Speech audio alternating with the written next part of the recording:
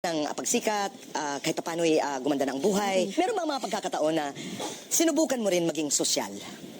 Tito Boy, sinubukan ko talaga. I've tried my best. Tagay din. But my best wasn't good enough. Meron kasi ako experience, bago lang din nangyari sa akin, yung parang nagpasosyal kami ng kaibigan. At how long ago was this? A month ago. A month ago, okay. So pagpasok namin sa kuan, di ba normal lang yun na ma-feel mo, Tito Boy? Pagpasok ko sa restaurant, nasa coffee. Pero totoo yan, no? Pagpasok mo lahat nagtitinginan. Oo, di ba? Nakaganon, parang nag-stop ang mundo nila nakatingin. So sabi ko, ay. Hindi, Sabi ko, akala niyo makikiya ako sa inyo. Ah. May pera ako, bagong sweldo. Adjust na yun. Kaya papasok ako sa... Pero alam mo minsan, wala naman silang ginagawang masama. Tayo lang. Tayo na nag-iisip ng masama, di ba? Di ba? So nag-isip ako ng masama sa kanya, sabi ko, papasok ako. So pumasok ako dito. Okay, and then? Tapos dito na agad ang kuan, coffee. Pagpasok ko, pumasok agad yung kaibigan ko. Pag gano'n namin dito, boy, sabi ko, umorder agad ako, pa-order ako. Di ba dapat mga restaurant, hindi pala pa-order, no? Correct. Tatawag na, can you have? Di ba? Pero na-pa-order ang sabi ko. Can I have a menu, please? Pero ang sabi ko, pa-order ako ng blueberry.